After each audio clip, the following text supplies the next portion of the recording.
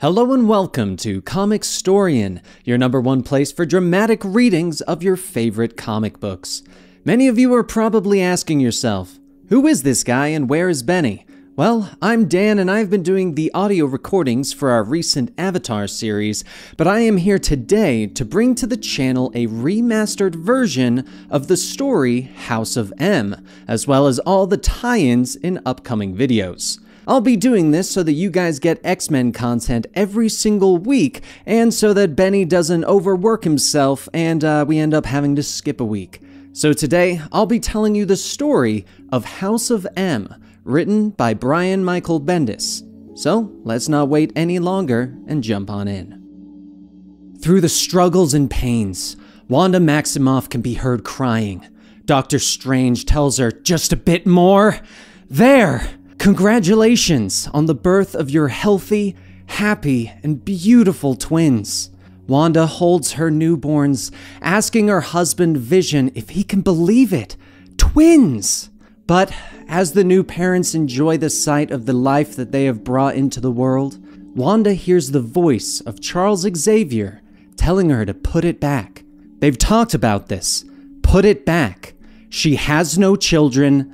There is no one here but the two of them. Wanda motions, holding up her children, saying, "No! Can't you see her beautiful babies?" Xavier coldly tells her that she cannot have children. She never could. Now stop abusing your mutant powers and put it back. Vision gets up, saying that he will not speak to his wife, but Xavier shouts, telling her to put the world back now. Wanda cries out that she can't, she won't. But as Xavier struggles to remain in control, the world suddenly shatters. Wanda falls out of her bed, yelling, "Oh God, I killed them! I killed the Avengers, and I killed my husband!" A short while later, as Xavier looks out over the ruins of Genosha, Magneto walks out asking, "How did it go?" "I heard the screaming." Xavier takes a cloth to wipe the blood from his nose, and Magneto says he's sorry. Xavier tells him that every time his daughter uses her powers to alter reality, she loses more of her grasp on reality, and it's not getting better. We cannot keep drugging her and psychically putting her to sleep. It's inhumane. And stop blaming yourself for this. She's a grown woman. Magneto says to stop reading his mind, but Xavier tells him that he wasn't. Magneto sighs, saying he can't help it. He put his children through hell because of what he believed in. He destroyed whatever hope they had at a decent life because of his war against the humans. And the truth is, he waged war against the humans and lost. So now he's lost the war and his children. Magneto then begins to levitate and walk out above the city, saying that he never imagined it would end up like this, and that the sacrifice would be for nothing. "There are plenty of people who probably think I deserve this." And Xavier tells him, maybe, but she doesn't. The next day in New York, many of the Avengers, new and old, along with the members of the X-Men, meet, even though relationships between the two have been on shaky ground. Sitting on the side of the Avengers, Xavier welcomes the X-Men, saying that he hated how things ended between them. Cyclops tells him that he made it pretty clear that he wasn't going to involve himself with them, and he wasn't exactly nice about it. Xavier says that there is something more important that they must discuss, as a whole, one that everyone must be a part of. They must decide the fate of Wanda Maximoff. But while the Avengers and the X-Men meet, there is one person who's not there, Wanda's brother, Quicksilver. As he sits beside his sister's bed, Magneto asks, what is he doing here? Quicksilver gets up shouting that they are going to kill her. Xavier, the rest, all the Avengers, all the X-Men, they are meeting right now. They are all agreeing to kill her. Why else would they meet? They are going to decide that there is no other way, and they are going to come here and kill her. Magneto pauses for a moment and says, "Pietro, they may be right." Quicksilver begins to vibrate, and Magneto tells him that no one can hear him scream when he yells that fast. But what would you have me do? Quicksilver says again that they are going to kill her, but Magneto grabs him, asking, what would he have him do? As Quicksilver falls to his knees crying, Magneto looks at his sleeping daughter, trying to keep himself from crying. Back in New York, Emma Frost asks, what is there to say? They need to put her down. Cap says that he won't even entertain the thought, and Wolverine kicks his feet up and takes a bite of his pizza, asking, even though they just spent the last 20 minutes explaining that the girl's out to lunch and that the world is in every kind of danger because of her?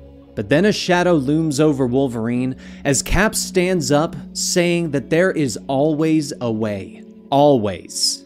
Emma asks Xavier, is there anything that they can do? Be honest, he is the most powerful psychic mind on the planet.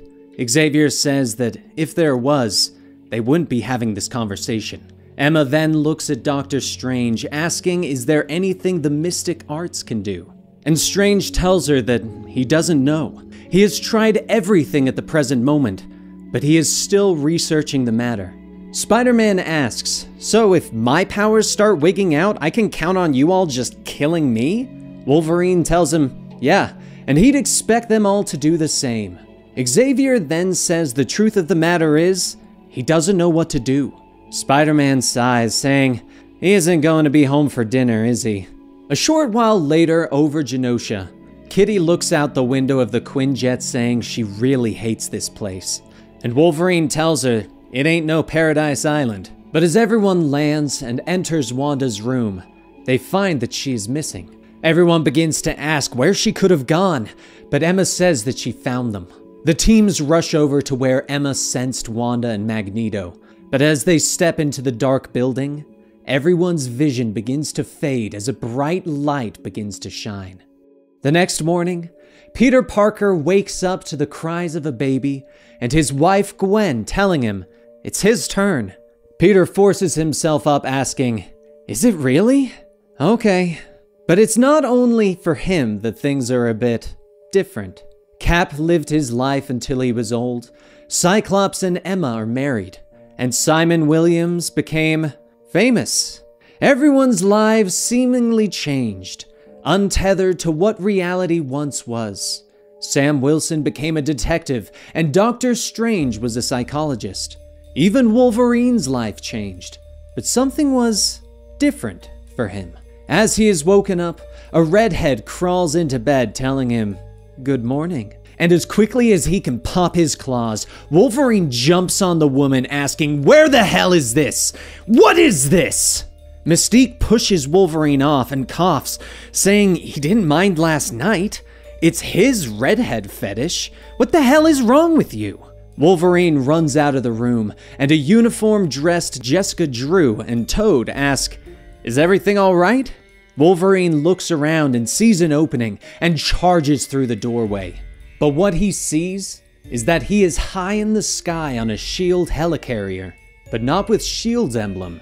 Instead, there's an M. Suddenly, memories begin to flood into Wolverine's head. Back in the forest, when he fought alongside Cap, Phoenix, Japan, and Xavier? Xavier said that they need to decide the fate of Scarlet Witch. He just needs to get in touch with Xavier. Xavier will put everything back. Mystique walks out asking, what's wrong? And Wolverine says he remembers everything, his entire life. What did they do yesterday? Mystique says their mission was successful. Is this about the casualties? That's not like him.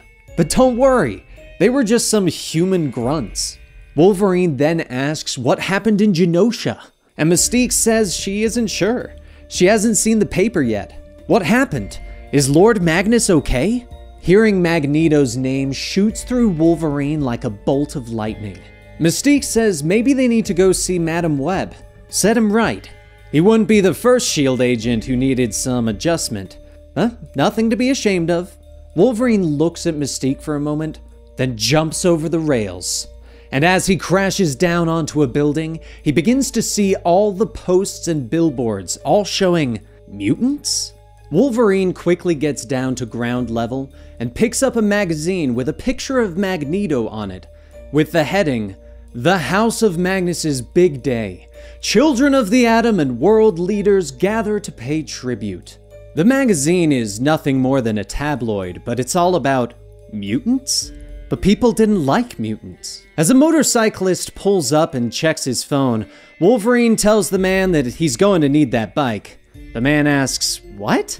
He can go straight to... But before he could finish, Wolverine punches him in the face and takes the bike anyway. Later that night, Wolverine heads to Westchester County to find Xavier. But the mansion he once called home has a different scent. Wolverine sneaks through the darkened home and grabs a sleeping man by the face, asking, "Where's Charles Xavier?" The man asks, "Who?" And Wolverine tightens his grip, telling him not to play games. "Where is Charles Xavier?" The man says he doesn't know who that is. "I think you got the wrong house." So Wolverine leaves and stops at a nearby bar and calls information from a payphone. He asks the operator for a listing of Charles Xavier, and the operator asks what city. Wolverine thinks for a moment and says, "New York?" And the operator tells him that there is no one listed by that name. Wolverine then asks, "What about a Peter Parker?" But before the operator could respond, Wolverine overhears a group of mutants giving a human woman some trouble. One of the shady mutants breathes fire while another says to torch the clothes so they can have a show. Wolverine drops the phone and begins to walk towards the mutants, popping his claws. The next morning, Wolverine heads to New York, but everything is so different. There are mutants all over the place. Wolverine stops at what would have been Tony Stark's Avengers Tower, but when he walks inside, it's just filled with businessmen. As Wolverine walks up to reception, Jessica whispers that the bosses want him brought back in, and they said any which way. Wolverine looks back to see the rest of his team, with the addition of Nightcrawler and Rogue. Mystique reports back to command saying, "This is Red Guard Agent Darkholm, we have him." Wolverine stares for a moment, and Mystique aims her gun saying, "He's definitely popped a stitch." They are taking him back to command. Don't get rough in front of the civilians. Wolverine asks, how did they find him? And Jessica says, with the tracker inside him. He knows that. Maybe he did pop a stitch. Wolverine scoffs, saying, "Maybe he did," and then elbows Jessica in the face, taking off. Everyone opens fire as Wolverine runs outside to his bike and speeds away. But the familiar BAMF can be heard getting closer and closer. Nightcrawler makes his move, but is suddenly pelted with arrows and skids across the road. Wolverine speeds up, but then sees Cloak standing in his way and rides straight into the darkness. A few seconds later, Wolverine pops out in a dark tunnel and quickly jumps to his feet, ready for a fight. Luke Cage tells him, "Calm down, mutant." Wolverine says, "Cage?" And Luke asks, do they know each other? Wolverine then asks, what the hell is going on? And Luke tells him that he'd love to talk, but they gotta trash that tracker first. Another voice tells him, he heard the man, do it. And as Wolverine looks back, he sees Hawkeye with his bow drawn. Luke then says, wait a second. This guy is acting like we know each other. Why is that? Wolverine tells Luke that he is going to need him to calm everyone down, and Hawkeye interrupts him saying, fine, and releases the arrow. The arrow shoots into Wolverine's neck, piercing the tracking device and hitting the wall. And as it does, Wolverine falls to the ground. Luke yells, asking, why did you do that? And Hawkeye says that he's done taking chances with mutants. The two begin arguing, but after a few moments, Wolverine starts to get back up, and Felicia Hardy says they may want to turn their attention to the dead guy, because he's not really dead anymore. Wolverine gets up asking, how long was I out for? And Misty says, about 30 seconds? Why? Wolverine then sighs, saying that it's already too late. They really should have yanked the tracker out before bringing him here. Misty asks, what is he talking about? But just then the tunnel walls burst open and the Sentinels reach in saying, Sapien targets locked. Then all of a sudden their eyes begin to glow and beams start firing all throughout the tunnel. A few seconds later, Cloak appears in an office as several people tumble out. Everyone asks, where is this place? And Cloak says that it's the only place he could think of. Kingpin's office. He isn't really using it since he's in a coma. But everyone looks back out the window, seeing that not all of their group made it. And Luke slams his fists on the desk, asking Wolverine that he better have been worth it. Wolverine asks, what does he think is going on here? And Luke asks, what does he think is going on? Wolverine says he knows exactly what's going on, but they aren't going to believe him. Do they know each other? Luke tells him no, and Wolverine asks, then why did they pick him up? Luke goes on saying that they had some inside sources on the helicarrier. Word got out that he went AWOL. The Red Guard's star agent Wolverine jumped ship. Thought it was interesting timing considering what I've been told. Thought it was worth having a talk. Wolverine asks, does he remember that they are both Avengers? And Luke asks, what's an Avenger? Wolverine sighs, saying he's going to explain things, but they probably aren't going to believe it. Up until 2 days ago, he was one of the X-Men, and also a member of the new Avengers, which means nothing to them since they don't remember that there were old Avengers. In the world where he came from, mutants were the minority, and the X-Men worked to build a peaceful coexistence between the growing mutant population and the regular people. It wasn't the best life, but he made the most of it. He'd been mind-wiped so many times that he doesn't even remember where he came from or even how old he is. One of the X-Men's biggest problems in the world was Eric Magnus, or Magneto. Anyway, he had a couple of kids. Wanda. Hawkeye stops him there, saying, they know all these things. She's the human one. Wolverine pauses and asks, what? Hawkeye tells him that Magnus had 3 kids, Pietro, Lorna, and Wanda. Wanda is the human one. Wolverine scoffs, yeah, well, the day before yesterday, Wanda Maximoff was a mutant, called herself the Scarlet Witch. Ends up, she has more voodoo power than most anyone ever, more than she could control. Turns out she lost control of her mind not too long ago, and she killed a lot of good people. She was an Avenger, and, well, she was the reason the old Avengers stopped being Avengers. She went nuts and attacked her own team, killed half of them. And 2 days ago, the X-Men and the Avengers got together to try and figure out what to do with her. They went to Genosha where Magneto was keeping her, and when they did, the world went white, and he woke up to this. Now the world has no X-Men, there ain't no Avengers, and it's all run by mutants. A damn mutant utopia. Hawkeye walks up asking, what about him? What was he like before the world went white? Wolverine stares for a moment, and then says he died. Clint Barton was killed by the witch. Wolverine then looks at Luke, asking, does he believe him? And Luke says yeah. Not expecting that answer, Wolverine asks, why? And Luke motions to the little girl in the corner, saying, her. That girl walked up to me out of the blue and said exactly what you just said. X-Men, Avengers, Hawkeye died. She didn't know how it happened, but she knew it happened. In detail. Every single thing. Wolverine looks at the young girl and kneels down, asking what is her name. And the young girl says, Layla. Wolverine takes her hand, asking her if she can hear what he's thinking. And she says, what? No. She just woke up the other day and everything was all, whatever this is. Is she crazy? Felicia asks, why would that girl of all people remember the world? Wolverine gets up saying that he's been mind-wiped so many times, he can't remember anything before a certain time. Up to and including today. All he ever wanted was... Wolverine pauses for a moment and looks at Layla again, saying, it's all I ever wanted. Wolverine turns to everyone saying, Magneto got his daughter to give them all what they always wanted, so that he could have what he always wanted. And if there's one person who can help them. A few minutes later, in the Summers residence, Cloak teleports everyone in just as Emma Frost unlocks the door and walks inside.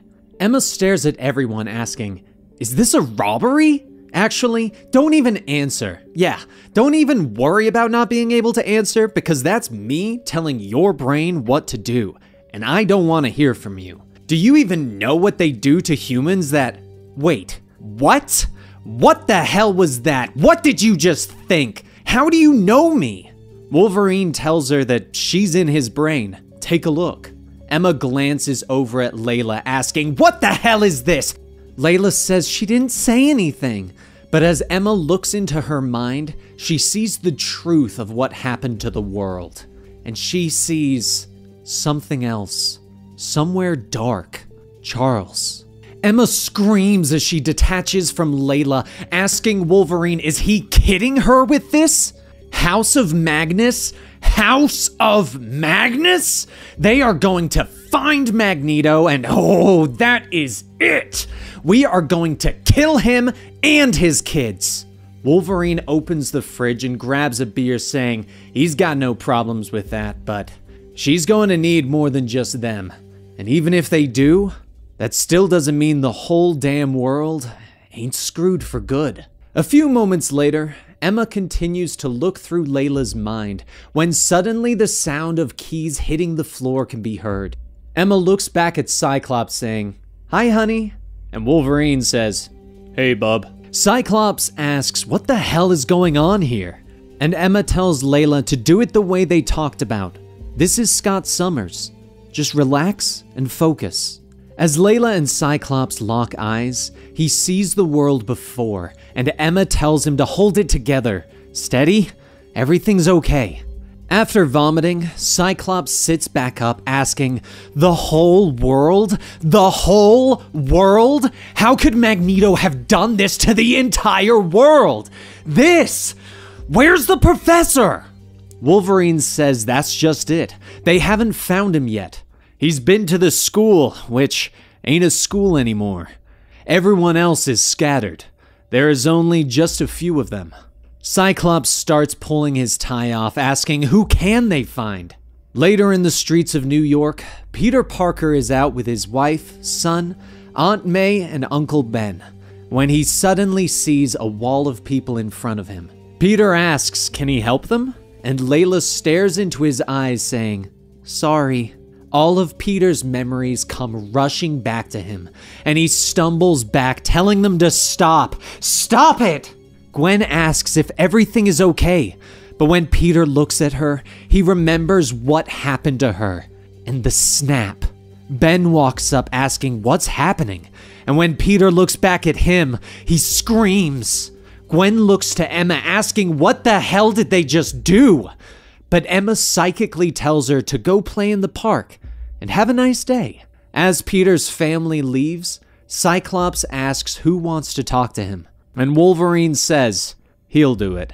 Later, up on a building alone, Peter wails and wipes the tears from his eyes, saying this is all a trick, right?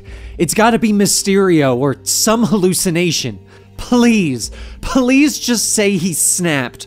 Say this is not real. He can handle that. Wolverine says, sorry, but this didn't happen to just him. Peter picks himself up, saying he swears to God he's gonna kill him. Magneto, his stupid daughter, he is going to kill them with his bare hands. He's not gonna be able to stop himself. Wolverine tells him not to worry. He won't even get the chance. It'll already be done. Wolverine and the others begin taking Layla around, recruiting people that can help them. Kitty Pryde, Stephen Strange, Carol Danvers, Tony Stark, Matt Murdock, and Jennifer Walters. But as they come to Cap, they just see Cap is an old man. As the team looks on, Cyclops asks, is that really him? And Emma says that she had to see it for herself, and he is no use to them like this. With the roster ever growing, Emma asks everyone, Is there anyone who doubts that this is what happened to them? No one says anything, but Emma looks at Hawkeye, saying she can hear his thoughts loud and clear. The only way he will believe them is to let Layla do what she does and unlock his memories from his life before this one. Hawkeye yells that what he wants is for her mutant mind out of his head. But before they could go on, there's a quiet rumble, and suddenly the walls burst in. Rogue steps in, asking if they would be so kind and get their hands and claws in the air. They're all under arrest. Everyone quickly jumps in for a fight, but as Rogue grabs a hold of Layla, she absorbs part of her power. The rest of the Red Guard sees the world from before, and the fighting quickly stops. Wolverine looks at Mystique to help her up, but she slaps him, and Wolverine asks, "Feeling better now?"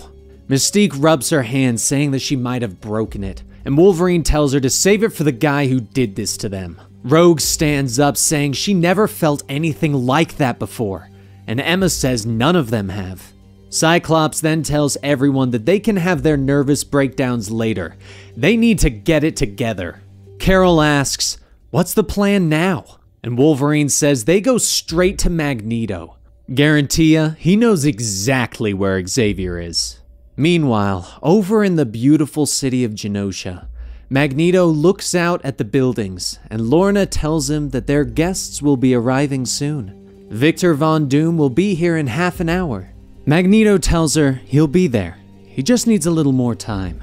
As she leaves, Magneto looks over the plaque in the middle of the garden and walks over to it. He reads the words, "Xavier Memorial Garden.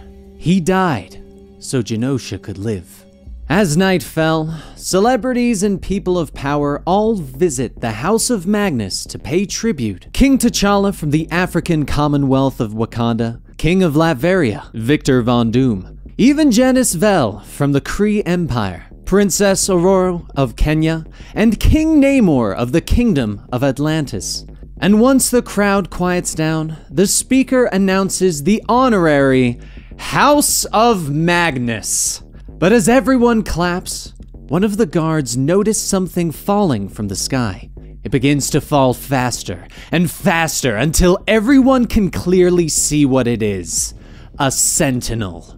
Magneto gets up and stops the sentinel before it can land, and then Wolverine leads the charge with all of the heavy hitters.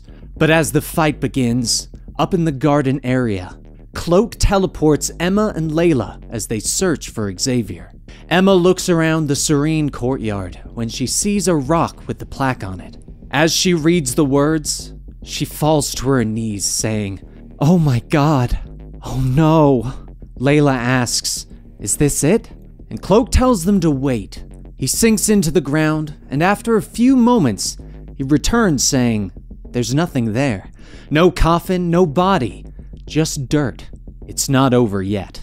But as the fight rages on the steps of the House of Magnus, Doctor Strange notices a light coming from high up in one of the towers. Strange sends an astral projection of himself up and sees Wanda inside playing with her children, and she says he is looking rather vibrant. Strange says she was just down there, and Wanda tells him that wasn't her body.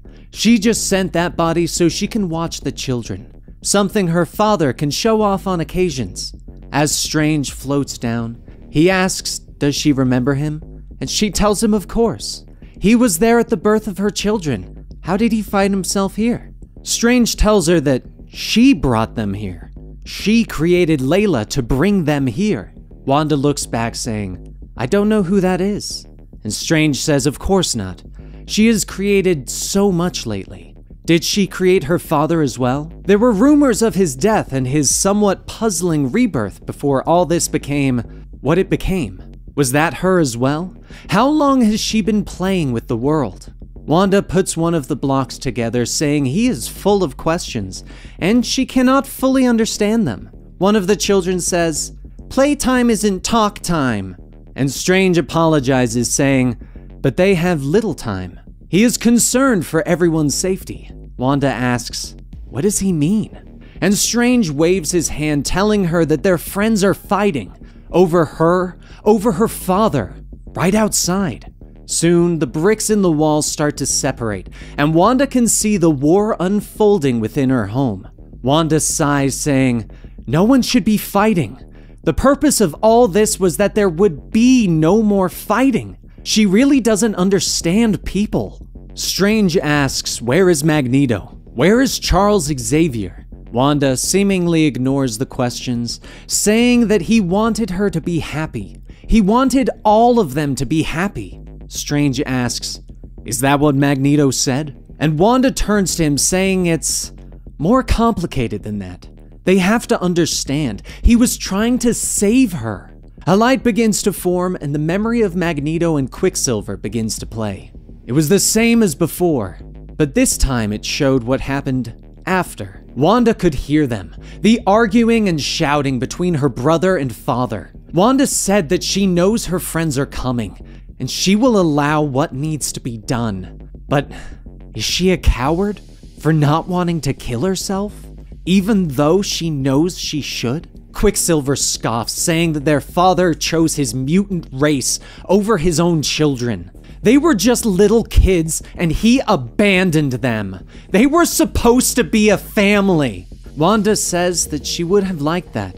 She'd do anything to make that happen. And Quicksilver pauses for a moment and says she could. She could make it happen. She could make everyone happy. Xavier's mind is already inside hers, right? And with her powers, she can use them. Really, there's nothing she can't do.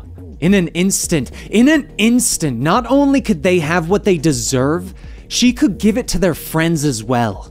Father could be given everything he dreamed of. They can finally be a family. They would all be happy, and they wouldn't bother them anymore. Wanda says she can't, but Quicksilver gets up telling her that she can change things for the better, permanently, without fighting right now. Why would she have been given this power if not for this reason? It might be that this is what she's supposed to do. And if she doesn't, then they are going to kill her. Strange's eyes widen as he watches, saying, "It wasn't Magneto. It was Pietro." Strange then asks Emma if she's listening, and she tells him to ask her where is Xavier. Strange looks back to Wanda and asks, but as he does, there's a quiet chuk, and Wanda falls to the ground with an arrow in her back. Back in the garden, Magneto appears, asking why are they doing this to his family? Who are they? Emma tells Layla to focus, and suddenly, Magneto sees the truth. But up in the tower, Hawkeye reaches for another arrow, and Wanda asks why would he do that? The arrow in her back starts to disappear, and Hawkeye asks why? She killed him! They were friends! He loved her! He'd kill for her! Wanda says she loved him too. And Hawkeye screams, asking why did she kill them then? Why did she do this? And Wanda tells him that she brought him back. Hawkeye readies the next arrow, saying she doesn't even know what she's done. But then one of the children yells, "Shut up!" And before Hawkeye could release the arrow, his body begins to dissolve and fade away. Strange looks back, and Wanda says that she didn't mean it. He was so mad at her. She needed to protect the children. She can't control any of it. Back outside, Quicksilver uses his speed to continuously keep everyone down. But there is a rumble, and a booming voice yells, "This ends!" Pieces of metal quickly begin to swirl and coil around everyone as Magneto steps through, and he looks at Quicksilver asking, "What have you done in my name, boy?" Quicksilver screams, "They were going to kill her!" Magneto stares, saying he used him and his sister. He would have never allowed this. You've destroyed everything and everyone, and you used my name to do it! What right did you have? Using the lumps of scattered metal, Magneto slams each piece over and over into Quicksilver until there is a scream. Wanda cries out for her brother, and as Magneto calls out to her, she removes his mouth. Wanda floats down to the broken body of Quicksilver and holds out her hand, mending his wounds and reviving him. Everyone quietly watches, and Wanda tells Magneto that Pietro just wanted him to be happy. He treated them like babies. Why? Because he thinks he is actually better than everyone? The arrogance of him! He thinks because they're mutants that they are better than them? That we deserve to rule? That's what he was given, and look what it became! Even after getting what he wanted, he is still a horrible man. They're not the next step. They're not gods. They're freaks. Look at us, Daddy. We're freaks. Mutants. You chose this over us, and you ruined us. Daddy?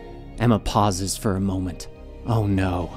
And with clarity in her mind, Wanda utters the words, "No more mutants." The world turns white once again. The next morning in Avengers Tower, Peter wakes up, but this time not to a screaming baby. He looks over and MJ asks, is he okay? He should probably avoid getting hit on the head so much by big mechanical octopus arms.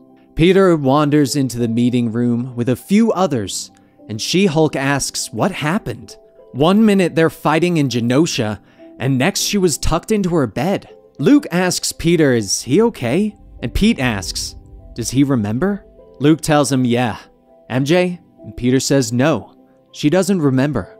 Jessica Drew looks over and asks what they are talking about. Remember what? Iron Man then walks in asking who called this meeting. And Peter asks wait, how are they here? They were just there and now here? Luke asks, does Iron Man not remember either? And Iron Man asks, what is he supposed to remember? Peter slams his fists on the table and screams. He lifts them up and slams them again and begins crying. Carol stands up saying everything is back to normal now, right? Everything seems okay?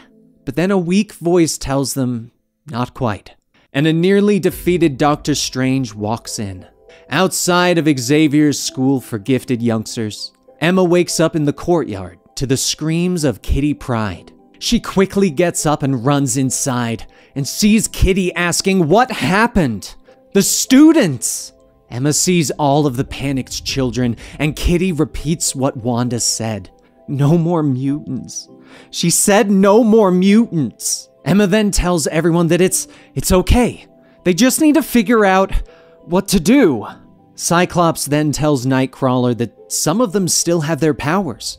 They need to find Wolverine. If his powers were removed, then his skeleton will kill him. Nightcrawler quickly starts teleporting to all of the places where Wolverine would normally be.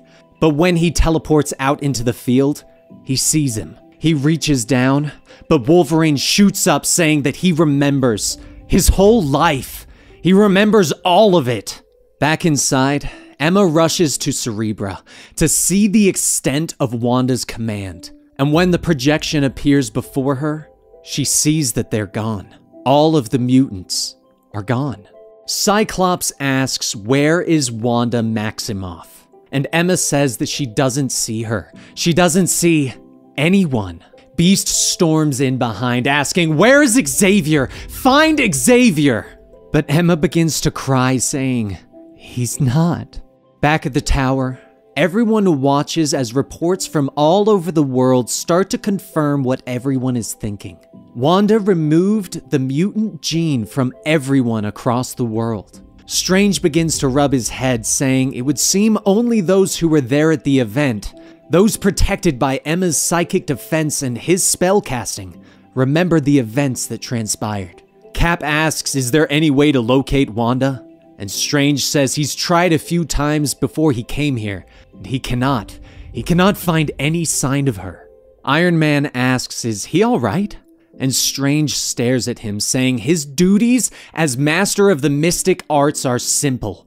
Protect this world from an attack just like this. He's failed. Completely. Just then, Iron Man gets an alert. Jarvis says it would seem that... And Iron Man says, yeah, he knows. Someone is at the mansion. A few moments later, at the ruins of their former home, The Avengers step inside, and She-Hulk asks, "What is this?" On the wall before them is the pinned-up costume of Hawkeye, with an article reading, "Avenger Hawkeye dead. Mystery surrounds the fallen hero's fate." Cap smiles, and Carol asks, "What does this mean?" But over in Genosha, Magneto shuffles through the city when he kicks up a metal fork. He looks down at it and holds his arm out, but nothing happens. Just then, a voice calls out asking, "Where is she?" Magneto falls to his knees, and Cyclops fires an optic blast before him asking, "Where is she?" Wolverine then jumps and slams Magneto's head into the ground, all while he says, "I don't know." Wolverine pops his claws and holds them to Magneto's neck, saying, "He lost his power over metal, huh?" Everyone begins asking questions. Where is Charles? Where's Quicksilver? Where's Wanda? And to each of them, Magneto says, "I don't know." Emma reads his mind and says, "He's telling the truth." Wolverine leans in, saying, "They're just about out of reasons to keep him on this planet then." But before Wolverine could do anything, Rogue says this isn't his fault. Wolverine pulls his claws back, saying, "Yeah, and the way I see it, Magneto deserves every second of the rest of his crap sapien life. And when we find your kids, and we will, we'll be sure to say hi for you." Meanwhile, in another part of the world, Wanda walks through a bazaar, smiling and saying hello to everyone she comes across. But if she's alive, is she no longer a mutant? Can she not control reality? And what of Xavier? These questions remain unknown. And that, my friends, is the conclusion to the story, House of M. I hope you guys enjoyed this, and if you did, please be sure to give it a like, leave a comment down below, subscribe to the channel, and be sure to hit that bell icon to get notifications when we go live with more videos, because we will be covering the House of M tie-ins. And if you want to support the channel even more, you can head on over to patreon.com/Comicstorian. Or you can go over to our Twitch channel, twitch.tv/Comicstorian, where we stream our podcast Comics Experiment every Thursday, as well as our superhero D&D at roughly 2 p.m. Eastern. Thank you guys so much, and I will see you next time, right here.